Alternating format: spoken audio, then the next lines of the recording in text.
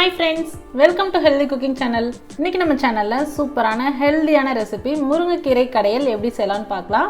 சூடான சாதத்துல நெய் வச்சு முருங்கைக்கீரை கடையல் வச்சு சர்வ் பண்ணீங்க அப்படினா சூப்பரா இருக்குங்க. வாங்க எப்படி செய்யலாம்னு பார்க்கலாம். நான் இன்னைக்கு மண் பாத்திரத்துல செய்ய போறேன். அதனால 1 லிட்டர் அளவுக்கு தண்ணி சேர்த்துக்கிட்டேன். கொஞ்சமா பச்சை மிளகாய், பூண்டு, 3 மீடியம் சைஸ் தக்காளி பொடியா நறுக்கி சேர்த்திருக்கேன்.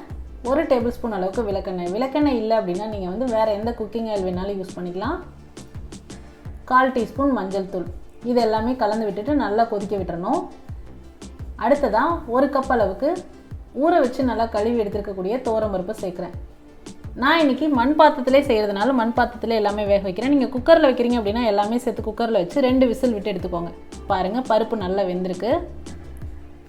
இந்த ஸ்டேஜில் நம்ம சுத்தம் பண்ணி வச்சுருக்கக்கூடிய முருங்கைக்கீரை சேர்க்கலாம். நான் வந்து 3 கப் முருங்கைக்கீரை 1 கப் துவரம்பருப்பு ரேஷியோவில் எடுத்திருக்கேன். உங்களுக்கு பருப்பு டேஸ்ட் இன்னும் கொஞ்சம் கம்மி பண்ணணும் அப்படின்னா நீங்கள் கூடவோ குறைச்சோ உங்களுக்கு டேஸ்ட்டுக்கு ஏற்ற மாதிரி நீங்கள் சேர்த்துக்கலாம்.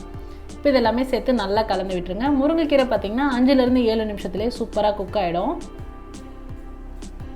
பாருங்கள், கீரை நல்லா குக்காகி வந்துருச்சு.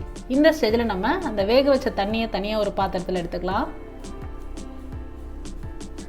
பாருங்கள், தண்ணி தனியாக கீரை தனியாக எடுத்தாச்சு. இப்போ நம்ம இந்த கீரையை பருப்பையும் சேர்த்து நல்லா கடைஞ்சி எடுத்துக்கப்புறம் 1 டீஸ்பூன் அளவுக்கு கல் உப்பு சேர்த்துட்டு மத்து வச்சு நல்லா கடைஞ்சி எடுத்துக்கோங்க. மத்தில் கடைய தெரியாதவங்க நல்லா ஆற விட்டுட்டு மிக்சர் ஜாரில் சேர்த்து கொரகொரப்பாக அரைச்சி எடுத்துக்கோங்க. பாருங்கள், சூப்பராக கடைஞ்சாச்சு.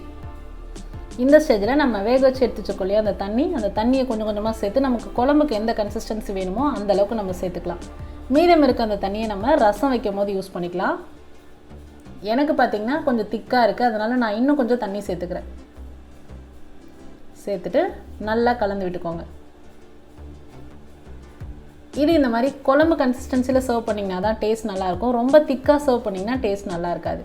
அடுத்ததாக இந்த கடையலுக்கு ஒரு தாளிப்பு கொடுத்துடலாம்.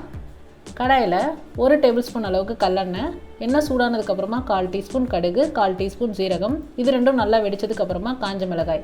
காஞ்ச மிளகாய் பார்த்தீங்கன்னா இதில் வந்து நல்ல ஃப்ளேவர் கொடுக்கும். நல்லா செவக்க வறுத்துட்டிங்கன்னா தான் ஃப்ளேவர் கொடுக்கும். அடுத்ததாக சின்ன வெங்காயம், கொஞ்சமாக கருவேப்பிலை, 1/4 டீஸ்பூன் அளவுக்கு பெருங்காயம்.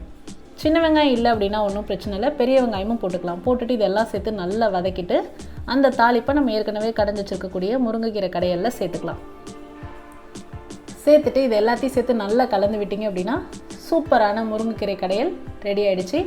நீங்கள் குக்கரில் செய்கிறவங்களா இருந்தது அப்படின்னா 2 விசில் விட்டு பருப்பை வேக வச்சு எடுத்ததுக்கப்புறமா குக்கர் ஓப்பன் பண்ணிவிட்டு 2 நிமிஷம் கொதிக்க விட்டுட்டு அதுக்கப்புறமா நீங்கள் கீரையை போட்டு கிளறி விட்டீங்க அப்படின்னா கீரை வெந்துடும். அதுக்கப்புறம் நீங்கள் கடைஞ்சி எடுத்துக்கலாம்.